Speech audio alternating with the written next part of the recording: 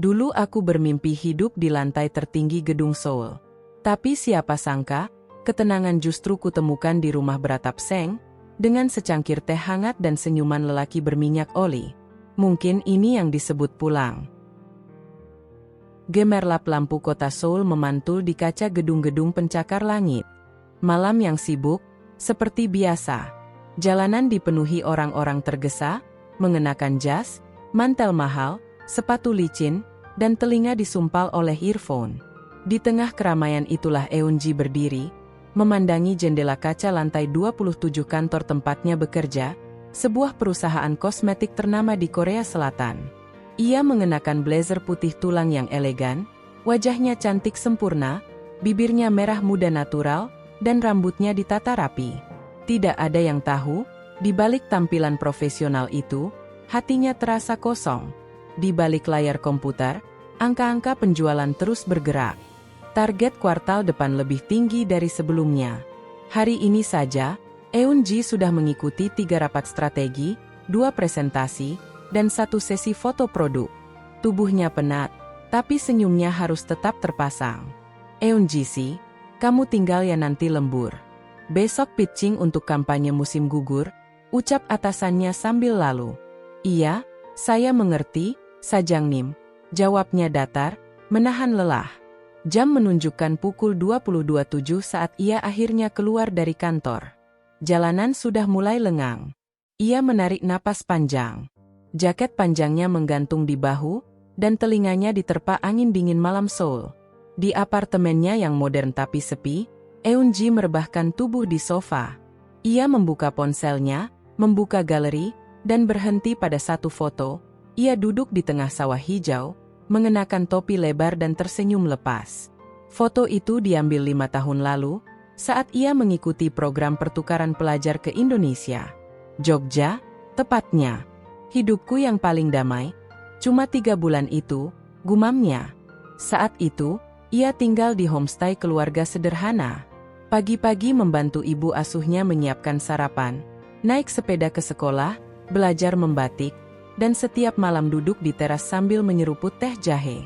Waktu terasa lambat, tapi penuh makna. Kini, semua terasa berjalan cepat.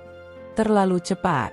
Esoknya, saat sarapan bersama kedua orang tuanya, Eun-ji mengangkat topik yang sudah lama ia pikirkan. Apa? Oma, ujarnya pelan. Aku ingin ambil cuti. Panjang. Mungkin 1 atau 2 bulan. Ibunya menoleh, meletakkan sumpit. Untuk apa? Baru saja kamu dapat promosi. Jangan buang kesempatan. Aku butuh waktu untuk diri sendiri. Aku lelah, Oma. Aku butuh menjauh sebentar. Ayahnya, seorang pria dengan kacamata tebal dan gaya bicara tegas, hanya mendengus. Kamu tahu berapa banyak orang yang ingin ada di posisimu? Jangan bodoh. Kalau kamu pergi sekarang, kamu akan dianggap tak sanggup bersaing. Eun-ji menunduk. Aku hanya ingin hidupku lebih tenang. Hanya sebentar. Ke Indonesia. Jogja. Aku ingin ke sana lagi. Kemana? Ibunya terkejut. Ke kampung itu lagi. Itu bukan kampung, Oma.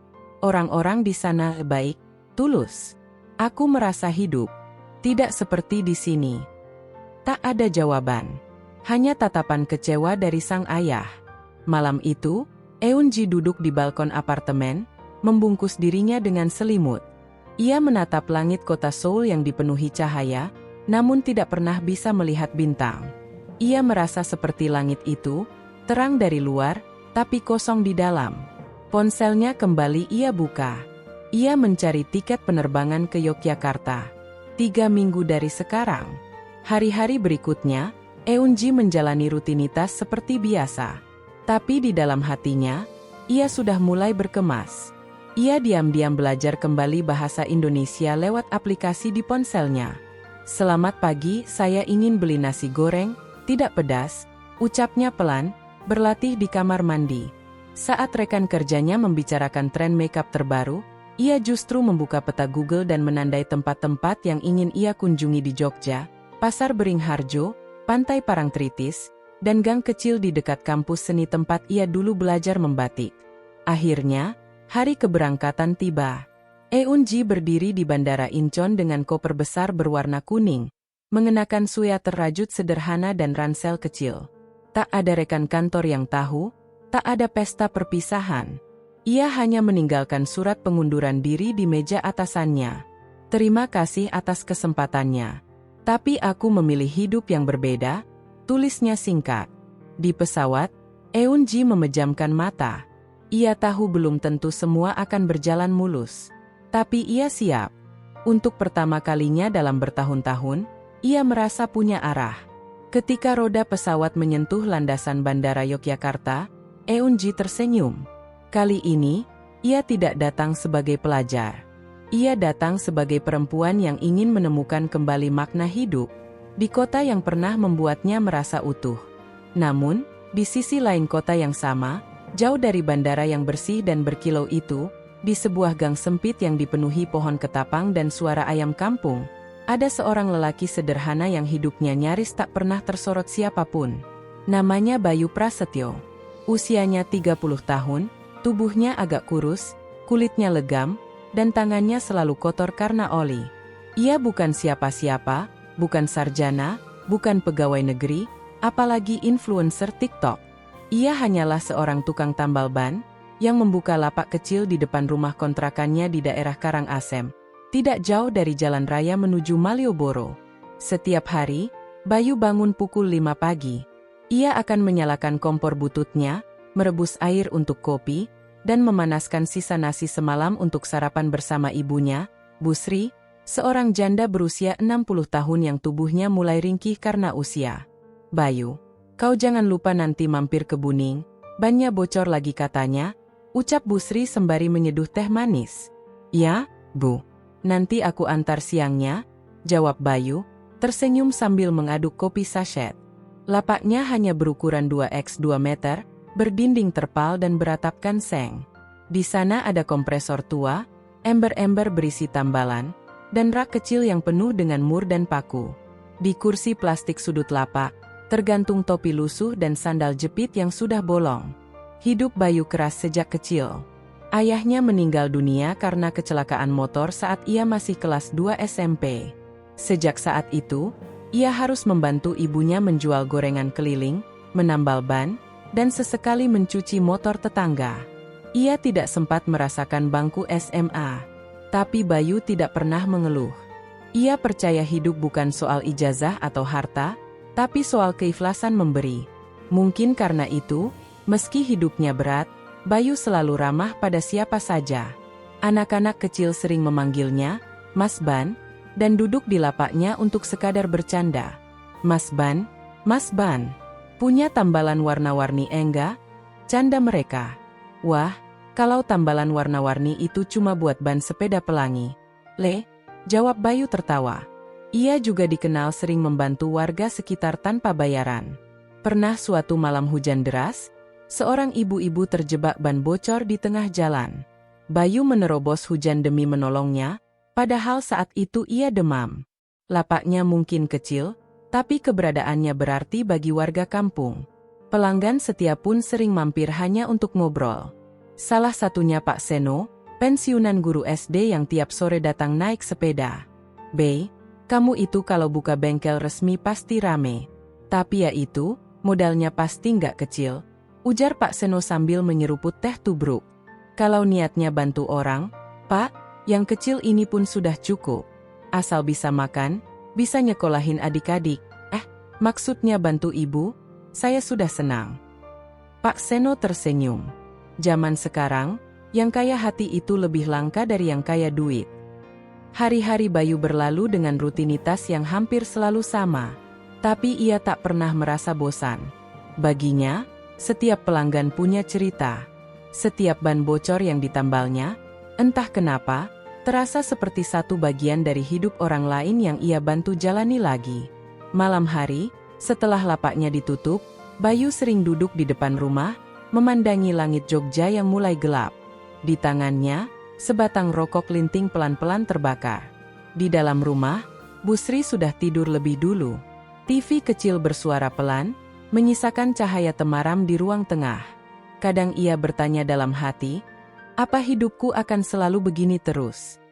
Bukan karena ia tak bahagia, tapi jauh di lubuk hatinya, Bayu kadang merasa ada ruang kosong. Ia tidak pernah punya waktu untuk cinta. Waktu dan tenaganya habis untuk bekerja dan menjaga ibunya. Pernah sekali ia menyukai seorang gadis, tapi mundur perlahan karena sadar dirinya tak punya cukup hal untuk dibanggakan. Motor pun bukan motor baru. HP-nya masih HP jadul yang cuma bisa buat SMS. Ia tak ingin menyusahkan orang yang ia cintai dengan keterbatasannya.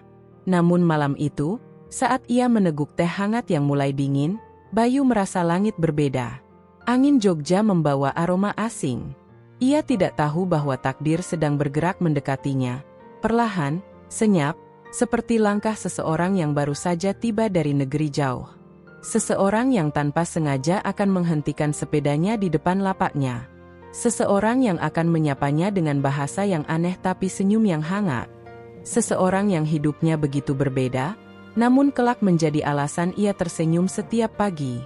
Tapi malam itu, Bayu hanya menguap dan memadamkan rokoknya. Ia tidak tahu bahwa dalam beberapa hari ke depan, dunia kecilnya akan berubah. Dan perubahan itu datang dari seorang perempuan cantik yang tak sengaja akan mengalami ban bocor. Pagi itu, langit Jogja cerah. Matahari baru naik setinggi pohon kelapa saat Eunji melangkah keluar dari penginapan kecil di kawasan Prawirotaman. Ia mengenakan dress terusan sederhana berwarna biru muda, rambutnya dikuncir rendah, dan wajahnya berseri, berbeda dari ekspresi lelah yang dulu ia bawa saat tinggal di Seoul. Dengan bahasa Indonesia yang masih terbata, ia menyewa sepeda motor dari pemilik homestay. Tujuannya hari itu adalah Candi Plaosan, tempat yang dulu sempat ia kunjungi dan tinggalkan banyak kenangan. Awalnya perjalanan terasa menyenangkan. Jalanan Jogja yang hangat, orang-orang yang ramah, dan aroma khas dari angkringan di pinggir jalan mengiringi perjalanannya. Tapi semua berubah ketika ia melewati tikungan kecil menuju Jalan Wates. Duer! Motor berguncang hebat. Setirnya oleng. Eunji segera berhenti di pinggir jalan, matanya melebar. Ia turun dari motor dan melihat ban belakangnya kempis total. Ia menatap ke sekeliling. Jalanan lengang. Tidak ada ojek, tidak ada mobil lewat. Hanya suara kicau burung dan deru angin. Panik mulai merambat di wajahnya. "Halo, ban bocor?" ucapnya pelan, seolah berharap ada ban yang bisa diajak bicara. Beberapa menit ia berdiri di pinggir jalan, bingung. Hingga dari kejauhan, suara kompresor terdengar samar. Eunji menoleh. Di seberang jalan, di balik rimbunan pohon dan papan bertuliskan, "Tambal ban Bayu." Tampak seorang lelaki sedang jongkok menambal ban motor. Dengan langkah ragu-ragu, Eunji berjalan mendekat. Bayu, yang sedang sibuk dengan karet panas dan lem tambalan, mendongak begitu mendengar suara langkah kaki. Monggo, Mbak," sapanya ramah. Eunji mengernyit. Ia butuh waktu 2 detik untuk memahami bahwa pria di depannya tidak berbicara dalam bahasa Inggris. Tapi senyum Bayu, tulus dan tidak dibuat-buat, membuatnya tetap tenang. "Ban saya bocor," ujar Eunji sambil menunjuk motornya di seberang jalan. Bayu berdiri, mengusap tangannya dengan lap kotor. "Oh alah, ban bocor ya? Sini, tak bantu. Biar saya yang dorong." Ia mengambil kunci dan berjalan menghampiri motor Eunji. Dengan cekatan, Bayu menggiring motor itu ke lapaknya. Eunji mengikuti di belakang, matanya mengamati pria yang berkeringat itu. Kaosnya sudah lusuh, celananya belel, tapi gerak-geriknya lembut. Tidak ada tatapan merendahkan, tidak ada lirikan iseng seperti yang biasa ia temui di jalanan Seoul saat berpakaian kasual. Bayu mulai bekerja. Ia jongkok, memeriksa ban dengan teliti, dan mulai membuka pentil. Eunji berdiri di samping, tidak tahu harus melakukan apa. "Nama kamu siapa?" tanya Eunji dengan bahasa Indonesia patah-patah. Bayu menoleh. "Oh, saya? Bayu. Kamu dari mana?" "Korea. Nama saya Eunji," jawabnya sambil tersenyum. Bayu mengangguk, kagum tapi tidak terlalu terkejut. Wajahnya tetap datar dan sopan. Bukan karena tidak menghargai, tapi memang begitulah sikap Bayu, rendah hati dan tidak heboh. Korea Selatannya? Wah jauh. Liburan? Ya, saya suka Jogja, jawab Eunji. Mereka diam sejenak, hanya suara angin dan alat tambal yang berdecit. Eunji memperhatikan tangan Bayu, cekatan dan penuh pengalaman. Tidak ada gerakan yang sia-sia. Ia tidak hanya menambal ban, tapi seperti sedang menyembuhkan sesuatu. Dalam 15 menit, motor Eunji kembali berdiri tegap. Sudah. Ini sudah bisa jalan lagi. Tapi pelan-pelannya, Mbak, ucap Bayu sambil mengelap tangannya. Berapa bayar? Tanya Eunji. Bayu tersenyum kecil. Gratis. Eunji kaget. Gratis? Tidak, saya mau bayar. Bayu menggeleng pelan. Mbaknya sudah jauh-jauh dari Korea ke sini. Masa cuma tambal ban saja ditagih? Saya senang bisa bantu. Eunji tercekat. Ia tidak biasa diperlakukan seperti ini, dengan ketulusan tanpa pamrih. Di tempat asalnya, semua serba bayar, bahkan senyum pun terasa mahal. Tapi pria ini memberikan bantuan dengan ringan. Terima kasih, Bayu, ucapnya tulus. Hari itu, Eunji tetap pergi ke Candi Plaosan. Tapi pikirannya melayang. Ia bahkan tersesat saat pulang, dan entah kenapa, berakhir lewat jalan yang sama dengan tambal ban tadi pagi. Ia melambatkan motornya saat lewat. Bayu masih duduk di kursi plastiknya, makan gorengan sambil menonton TV kecil. Begitu melihat Eunji, ia tersenyum dan mengangguk. Sudah lancar bannya? Teriak Bayu. Eunji mengangguk sambil tertawa, lalu melambaikan tangan. Hari-hari berikutnya, entah kebetulan atau tidak, Eunji sering nyasar ke jalan itu. Kadang pura-pura tanya arah, kadang beli air mineral di warung sebelah. Dan setiap kali itu pula, Bayu selalu menyapanya dengan cara yang sama. Hangat, sederhana, tapi membuat hati Eunji merasa aman. Sementara Bayu, setiap malam mulai memikirkan perempuan asing yang tak sengaja ia bantu. Ia tak tahu mengapa hatinya berdebar ketika melihat motor metik putih itu muncul di kejauhan. Tapi ia tahu satu hal, perempuan itu berbeda. Bukan karena wajahnya yang cantik, atau karena ia dari negeri jauh. Tapi karena senyumnya, membuat luka dalam hidupnya yang selama ini ia pendam, perlahan terasa ringan. Dan dari situlah segalanya mulai berubah. Sejak hari itu, Bayu mulai menghitung harinya bukan dengan tanggal di kalender, tapi dari berapa kali motor putih itu lewat di depan lapaknya. Kadang hanya sekali, kadang 2 kali, kadang bahkan tidak berhenti, hanya melambat lalu hilang di tikungan. Tapi setiap kali Bayu mendengar suara mesin motor metik yang sudah ia hafal dentingnya, jantungnya berdebar sedikit lebih cepat.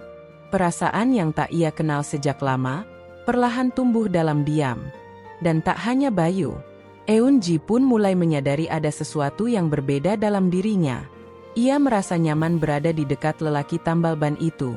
Aneh, sebab selama ini ia selalu berinteraksi dengan pria-pria berjas, bersepatu mengilap, dan wangi parfum mahal. Tapi baru kali ini ia merasa benar-benar dilihat dan dihargai, meski tidak banyak kata terucap. Masalahnya, bahasa menjadi jurang antara mereka. Eunji baru bisa berbicara dasar-dasar dalam bahasa Indonesia. Sementara Bayu hanya bisa beberapa patah kata dalam bahasa Inggris, dan itu pun berasal dari film aksi dan subtitle TV kabel. Namun teknologi menjadi penyelamat. Pada pertemuan ketiga mereka, Eunji memberanikan diri duduk di kursi plastik di samping lapak Bayu. Ia membuka ponselnya, menekan ikon mikrofon di aplikasi Google Translate, lalu berkata, "Saya suka tempat ini. Tenang dan enak dilihat." Beberapa detik kemudian, layar menampilkan hasil terjemahan dalam bahasa Indonesia. Eunji memperlihatkannya kepada Bayu sambil tersenyum malu. Bayu membaca perlahan, lalu terkekeh. "Tempatnya kecil, tapi kalau kamu suka, ya aku senang." Eunji kemudian mengetik lagi, sedikit ragu, "Kamu sudah menikah?" Bayu membaca, langsung tersedak kopinya. Wajahnya memerah. Ia buru-buru mengetik balasan. "Belum." "Kenapa nanya begitu?" Wajah tersenyum dengan mulut terbuka dan keringat dingin. Eunji tertawa. "Lucu," katanya dalam bahasa aslinya, lalu memperlihatkan kata lucu yang ia ketik ke Bayu. Percakapan mereka seperti permainan tebak-tebakan. Kadang salah arti, kadang membingungkan, tapi justru membuat suasana hangat. Pernah suatu kali Eunji mengetik, "Saya suka kamu." Tapi Google Translate menerjemahkannya sebagai, "Saya menikmati kamu." Bayu membaca, lalu terdiam. Matanya membesar. Menikmati. Eunji buru-buru mengecek kembali ponselnya dan menepuk jidat. Salah translate. Mereka tertawa bersamaan. Tawa yang polos, tanpa pretensi, tanpa gengsi. Tawa yang tak pernah Eunji rasakan selama bertahun-tahun di Seoul. Hari-hari berikutnya, Bayu dan Eunji mulai terbiasa saling berbicara dengan bantuan ponsel. Kadang mereka duduk di bawah pohon sawo dekat lapak. Kadang sambil minum es teh di warung Buning. Bayu mengajari Eunji nama-nama benda dalam bahasa Jawa. Ini namanya pit motor. Motor, jelas Bayu. Pit montong? Montor. Emoenteu? Eunji mengangguk, lalu mencoba lagi. Montor. Kayak montong durian. Bayu tertawa geli. Beda. Itu durian montong. Meski canggung, Eunji belajar dengan semangat. Ia mencatat setiap kata baru dalam buku kecil. Bahkan di penginapan, ia memutar ulang video-video tutorial bahasa Jawa dari YouTube. Setiap pagi, sebelum keluar, ia berlatih. Sugeng enjang, Pak Bayu. Nuwun sewu, kulo nyuwun pitulung. Bayu terkesan. Ia tak pernah menyangka bahwa seorang perempuan Korea, yang hidupnya jauh lebih berpendidikan dan modern, mau repot-repot mempelajari bahasanya. Hatinya perlahan melembut, tapi juga mulai merasa cemas. Apa aku terlalu berharap? Gumamnya di malam hari, sambil mengelus kompresor tuanya yang sudah mulai bocor. Sementara Eunji, dalam keheningan kamarnya, menatap ponsel. Di sana ada foto selfie mereka berdua, buram dan tidak sengaja diambil saat mereka tertawa karena aplikasi menerjemahkan kopi manis menjadi cinta panas. Ia menyentuh layar itu dengan pelan. Aku suka perasaan ini, tapi benarkah aku bisa jatuh cinta pada seseorang yang hidupnya sangat berbeda dariku? Pikirnya. Bayu hidup dari tambal ban dan bengkel kecil. Sementara ia, seorang lulusan universitas ternama, mantan pegawai perusahaan internasional, dengan keluarga yang penuh tuntutan sosial. Jika keluarganya tahu ia dekat dengan tukang tambal ban dari Indonesia, ia tidak bisa membayangkan reaksi mereka. Namun setiap kali ia ragu, ia mengingat kembali saat pertama kali melihat Bayu tertawa. Tulus. Tidak dibuat-buat. Dan itu lebih indah daripada senyum pria-pria berkemeja mahal di Seoul yang sering menyembunyikan niat tersembunyi. Hari Minggu sore itu, mereka duduk berdua di bangku kayu, di bawah pohon sawo. Bayu, panggil Eunji pelan. Ya. Kalau saya tinggal di sini, lebih lama, kamu akan senang. Bayu menoleh. Ia tidak langsung menjawab. Ia menatap mata Eunji. Matanya bening, tulus, dan serius. Senang banget, jawabnya jujur. Tapi aku takut, kamu nanti kecewa. Hidup di sini nggak mewah. Panas, banyak nyamuk, kamar mandi di luar. Eunji tersenyum, lalu mengeluarkan ponselnya. Ia mengetik perlahan. Yang saya butuh, bukan tempat mewah, tapi hati yang hangat. Bayu membacanya, terdiam. Angin sore menggerakkan dedaunan, dan dunia di sekitarnya seakan berhenti bergerak. Untuk pertama kalinya, Bayu merasa, cinta itu mungkin. Hari-hari setelah percakapan itu terasa berbeda bagi Bayu. Ia tidak lagi hanya menambal ban dan memeriksa tekanan angin, tapi juga menanti kehadiran Eunji dengan rindu yang tak bisa dijelaskan. Setiap langkah Eunji yang melintasi trotoar kecil menuju lapaknya seolah membawa semangat baru. Ia seperti matahari yang menembus celah kehidupan Bayu yang sebelumnya redup. Dan rupanya, bukan hanya Bayu yang merasakan getar-getar itu. Eunji mulai serius memikirkan masa depannya. Ia memperpanjang masa tinggalnya di Jogja tanpa banyak bicara. Ia mulai lebih sering membantu Bayu, meski hanya dengan membereskan alat atau menuangkan es teh. Mereka tak lagi sekadar saling menatap malu-malu, tapi perlahan berani berbagi harapan. Walau terbata dalam bahasa, hati mereka bicara dengan lancar. Namun ketika segalanya terasa indah, realitas perlahan mengetuk. Suatu sore yang lembab setelah hujan, Eun-ji duduk di kamar penginapan sambil menggenggam ponselnya. Jari-jarinya gemetar saat akhirnya ia memutuskan untuk menekan tombol video call. Nomor yang ia tuju, ayahnya. Panggilan terangkat. Wajah seorang pria berusia 60-an, berkacamata tegas dan berambut perak muncul di layar. Ia duduk di ruang tamu yang modern dan rapi, sebuah kontras tajam dari suasana Jogja. "Apa?" sapa Eun-ji pelan. "Wayo, kenapa? Kamu lama sekali tak menghubungi kami. Mu khawatir." Eun-ji menarik napas dalam. Aku masih di Indonesia. Dan sepertinya aku akan lebih lama di sini." Dahi ayahnya berkerut. "Lagi? Berapa lama lagi? Kamu bukan remaja lagi, Eun-ji. Kamu harus kembali ke Seoul, ke kehidupanmu yang sebenarnya. Kamu masih punya pekerjaan, masa depan." "Aku tidak akan kembali." "Apa?" Aku menemukan sesuatu di sini." Wajah sang ayah mengeras. "Maksudmu apa?" Eun-ji menunduk sebentar, lalu menatap kamera. "Aku jatuh cinta pada pria lokal. Namanya Bayu." Ayahnya terdiam selama beberapa detik. Kemudian tawanya meledak, tapi bukan tawa bahagia. "Kamu bercanda? Lulusan universitas top, bekerja di perusahaan kosmetik ternama, jatuh cinta pada siapa? Tukang apa?" "Tukang tambal ban," jawab Eun-ji, tenang tapi gemetar. "Tapi dia punya hati yang tidak pernah aku temukan di Seoul." "Cukup." Suara ayahnya meninggi. "Kamu pikir cinta bisa membuat hidupmu nyaman? Kamu tahu berapa kerasnya dunia di luar sana? Apa kamu pikir hidup dengan pria rendahan seperti itu bisa menjamin masa depanmu?" Eun-ji tak mampu menahan air mata. "Tapi aku bahagia di sini." "Apa?" Sang ayah menatap tajam. "Kalau kamu masih waras, pulanglah. Atau jangan pernah kembali menginjak rumah ini." Panggilan diputus. Eun-ji terduduk, menggenggam ponsel erat-erat. Air matanya jatuh, satu demi satu.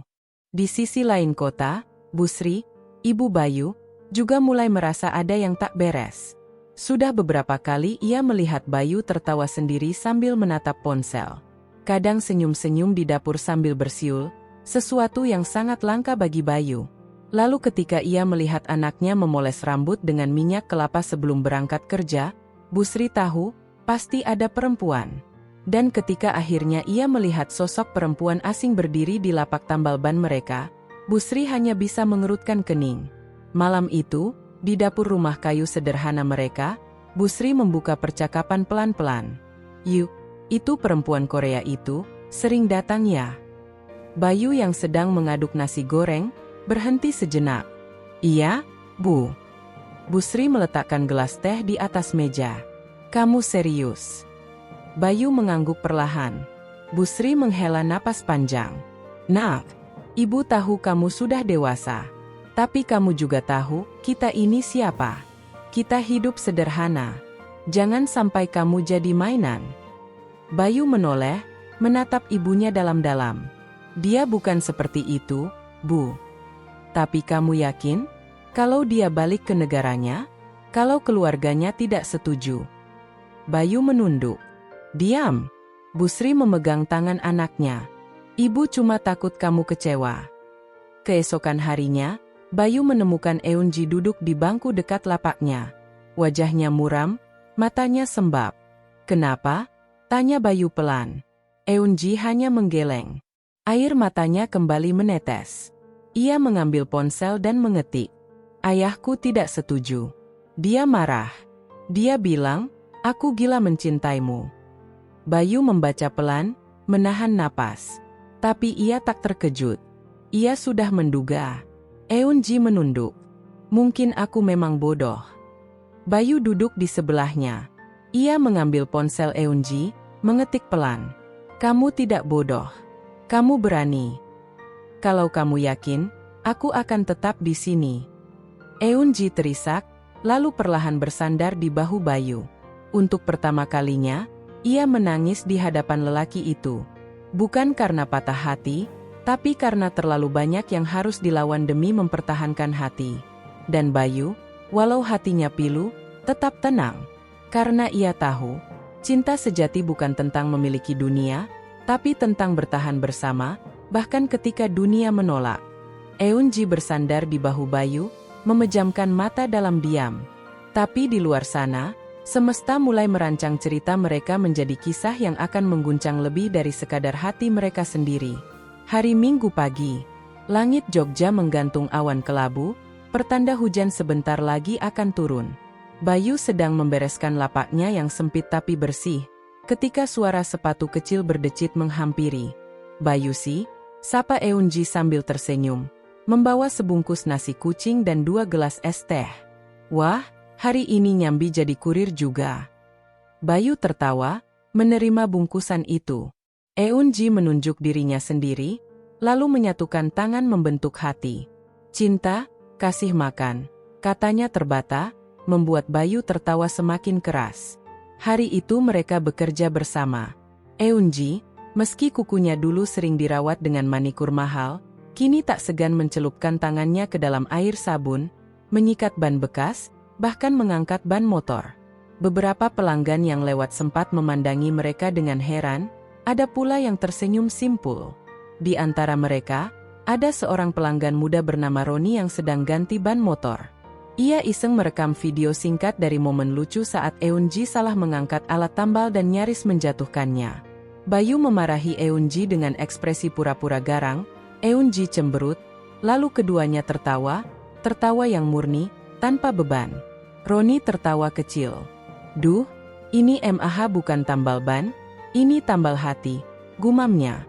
Ia mengunggah video itu ke TikTok dengan caption, "Bule Korea cantik ini rela bantu pacarnya tambal ban di pinggir jalan Jogja. Cintanya nyata banget, guys." Hati merah 2 Korea Selatan Indonesia Love Korea Jogja.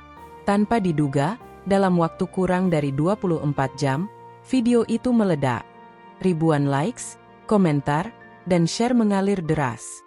Di TikTok, di Instagram, bahkan di Facebook emak-emak. Muka Bayu yang hitam karena oli dan Eun-ji dengan topi lebar dan tangan kotor itu menjadi sorotan. Siapa mereka? Kok bisa bule secantik itu mau hidup susah? Ini baru cinta, bukan saldo cinta. Tapi di balik ribuan pujian, juga muncul nyinyiran. Pasti cuma konten cari sensasi. Paling habis ini ditinggal. Kasihan cowoknya, dimanfaatin. Bayu baru tahu mereka viral ketika temannya sesama tambal ban, Udin, datang tergopoh-gopoh sambil membawa ponsel. "Bayu, lihat nih, kamu masuk FYP. Cie, seleb sekarang." Bayu mengerutkan dahi, melihat ponsel Udin. Matanya membelalak. "Loh, ini kan kemarin," gumamnya. Tak lama, Eun-ji juga mulai dihampiri beberapa warga saat ia belanja di pasar. "Mbak Korea, yang di TikTok itu ya? Duh, cakep banget sih. Tapi beneran suka sama Bayu." Eun-ji hanya tersenyum kikuk. Bayu dan Eun-ji tak bisa menghindar lagi. Media lokal mulai menulis artikel tentang mereka. Kisah cinta tak terduga, wanita Korea dan tukang tambal ban Jogja bikin mewek netizen. Beberapa YouTuber mencoba datang ke bengkel mereka untuk mengajak wawancara. Tapi Bayu menolak halus. "Kami bukan artis, Mas. Kami cuma orang biasa," katanya. Namun perlahan, tekanan mulai datang. Bayu merasa malu. Ia tak nyaman menjadi sorotan. Di tengah kesederhanaan hidupnya, kini ia merasa telanjang. "Mereka pikir kita main-main," gumam Bayu suatu malam, duduk di teras rumahnya bersama Eun-ji. Eun-ji menatapnya lekat-lekat. "Biar mereka bicara. Aku di sini, untuk kamu." Bayu menunduk. "Aku cuma takut kamu menyesal." Eun-ji menggeleng. Ia lalu mengambil ponselnya dan mengetik. "Aku pernah punya semuanya, uang, jabatan, penghargaan. Tapi semuanya terasa kosong. Di sini, aku merasa hidup." Bayu tak sanggup berkata apa-apa. Ia hanya meraih tangan Eunji, menggenggamnya erat. Sementara itu, Busri membaca komentar-komentar netizen di akun Facebook tetangganya. Bu, anak sampean viral. Bulenya cantik. Loh, cocok banget. Tapi ada juga yang bilang, hati-hati, Bu. Jangan sampai dibohongi. Nanti sakit hati, loh. Busri bingung. Hatinya masih campur aduk. Namun malam itu, ketika ia melihat Bayu dan Eunji tertawa di dapur sambil belajar bahasa Jawa dan Korea, hatinya mulai luluh sedikit demi sedikit. Wes, nek iya so saling resnani, sing penting ojo lali sopo awakmu, bisiknya pelan dari balik pintu. Beberapa minggu kemudian, Eunji dan Bayu tak bisa berjalan berdua tanpa disapa. Tapi mereka mulai terbiasa. Bahkan, Eunji mulai mengajak anak-anak kecil yang lewat untuk belajar bahasa Korea sambil bercanda di bengkel. Netizen mulai mengagumi mereka bukan karena dramanya, tapi karena ketulusan mereka.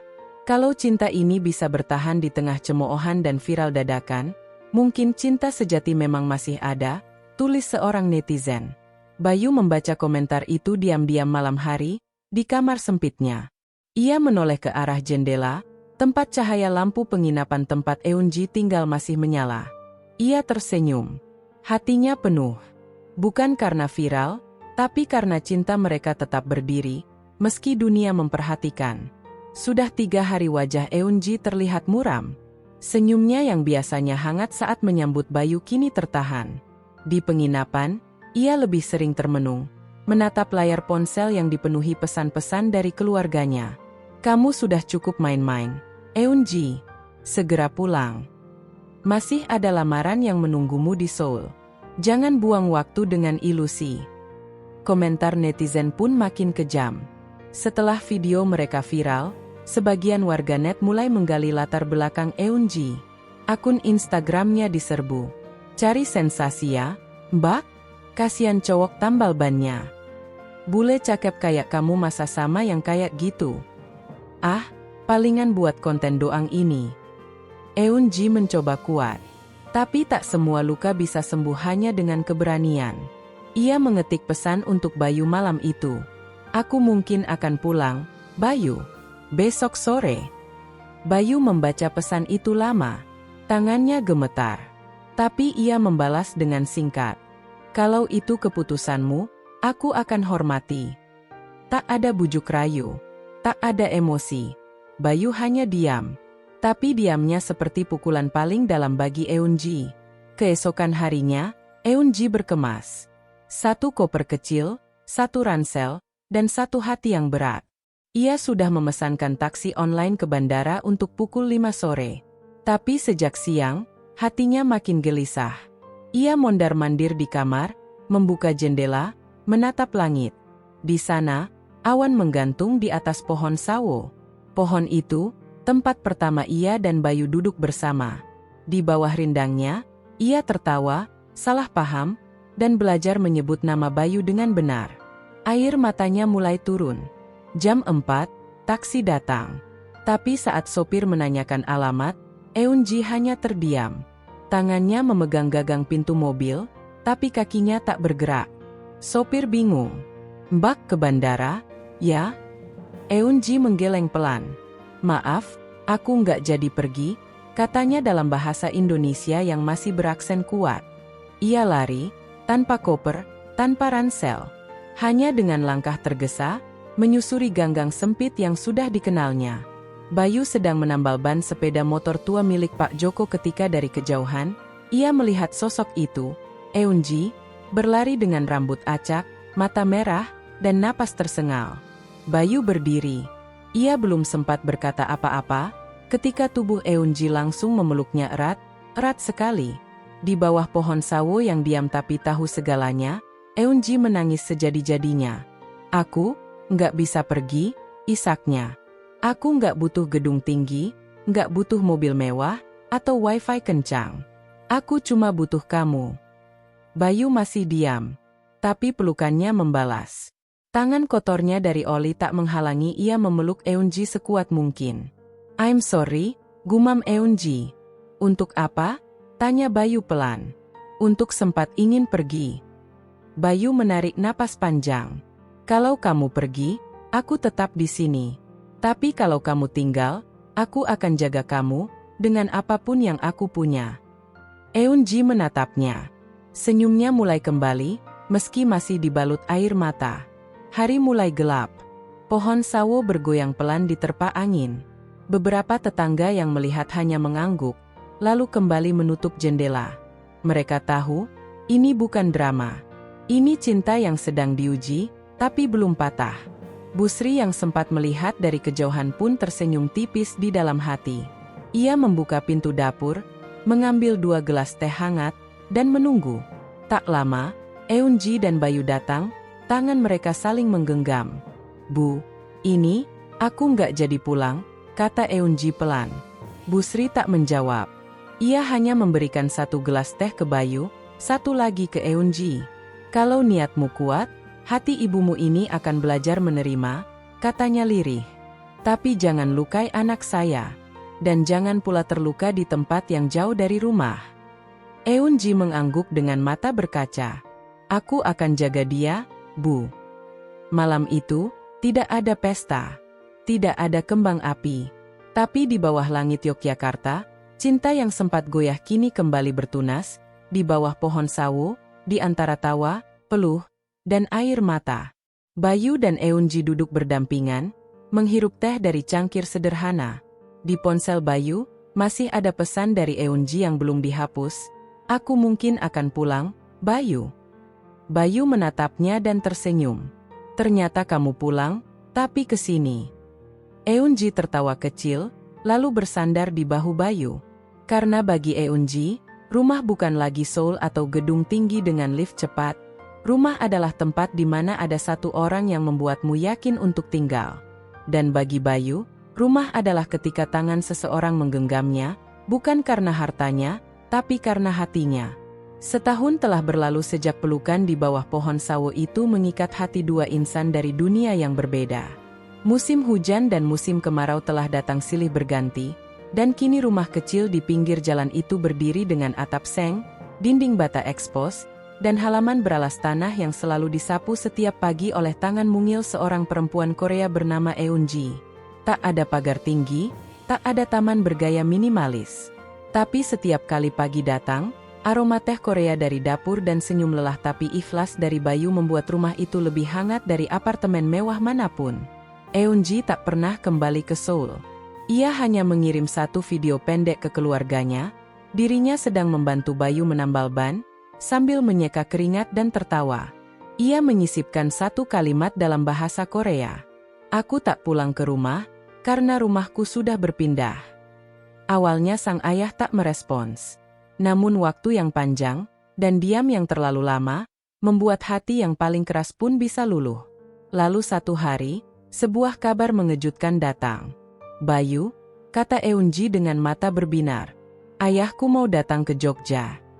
Bayu yang sedang mengganti ban motor pelanggan, langsung menghentikan pekerjaannya. Tangannya kotor oleh oli, tapi jantungnya terasa lebih kacau. Datang, ke sini, ke rumah ini, tanyanya dengan suara setengah panik. Eun-ji mengangguk pelan. Dia ingin melihat hidupku. Katanya dia penasaran, kenapa aku bisa memilih tukang tambal ban ketimbang CEO Korea? Bayu terdiam. Ia melirik rumah mungil mereka, atap seng yang sering bocor, kursi tamu dari bambu, dan meja kayu bekas yang ia pungut dari pasar Loak. Tapi ketika melihat wajah Eun-ji yang tenang, ia pun menarik napas lega. Hari itu datang. Sebuah mobil mewah berhenti di depan rumah. Sopir turun lebih dulu, membuka pintu untuk seorang pria paruh baya yang rapi dengan setelan jas abu-abu dan koper kulit. Langkahnya tegap, tapi matanya menyapu sekitar dengan hati-hati. Bayu berdiri di depan rumah, memakai kaos bersih dan celana panjang polos. Wajahnya tegang, tapi ia menunduk hormat. Selamat datang, Pak, katanya dalam bahasa Indonesia, yang tentu ayah Eun-ji tak pahami. Eun-ji segera memeluk ayahnya, mencium pipinya, dan menariknya masuk. Apa? Ini Bayu. Mereka duduk bersama di ruang tamu mungil. Eun-ji mencoba menjadi penerjemah terbaik meski sesekali salah. Ayahnya banyak diam, hanya memandangi dinding rumah yang polos, rak buku kecil berisi kamus bahasa Korea Indonesia, dan beberapa foto kebersamaan Eun-ji dan Bayu. Saat makan malam, Eun-ji memasak campuran resep Korea dan Jawa, tahu bacem dengan saus gochujang, dan teh hijau hangat. Ayahnya mencoba semua dengan ragu, namun tak bisa menolak saat melihat tatapan penuh harap anaknya. Usai makan, mereka duduk bertiga di teras. Angin malam mengayun daun pohon sawo. Ayah Eun-ji akhirnya bicara. "Aku tidak membayangkan kamu akan bahagia di tempat seperti ini," katanya dalam bahasa Korea. "Tapi matamu bersinar." Eun-ji menggenggam tangan ayahnya. "Aku menemukan yang tak pernah aku temui di Seoul." "Apa?" "Ketulusan, kesederhanaan, dan cinta yang tak banyak bicara, tapi banyak bekerja." Sang ayah terdiam.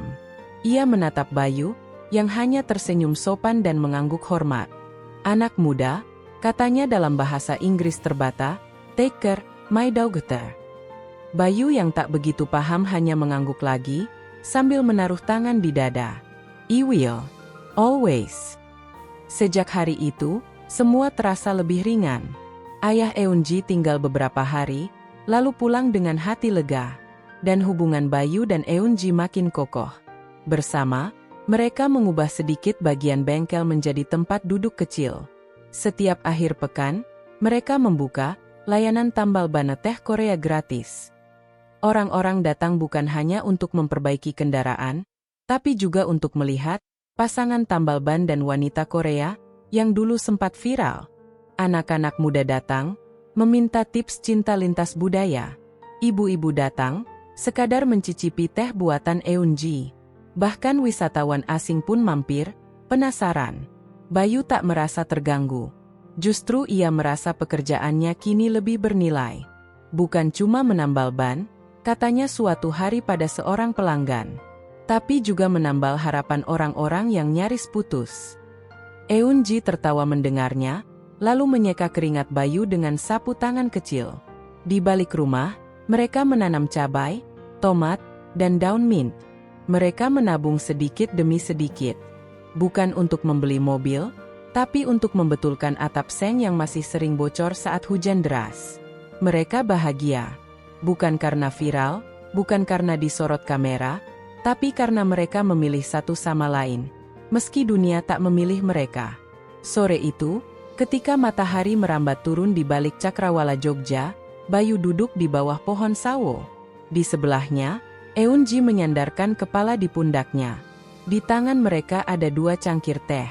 "Kalau dulu aku pulang ke Seoul, mungkin sekarang aku sedang di kantor, lembur," kata Eun-ji pelan. "Dan aku mungkin masih sendiri, sibuk ngitung tambalan," jawab Bayu tertawa kecil. "Tapi karena aku tinggal, kita punya rumah kecil ini. Dan atap seng yang bocor. Tapi hatinya nggak bocor." Mereka tertawa bersama. Tak lama, gerimis turun. Tapi tak satu pun dari mereka bergerak. Karena rumah, ternyata, bukan tentang dinding atau atap. Tapi tentang siapa yang tetap duduk di sampingmu, meski hujan mulai turun.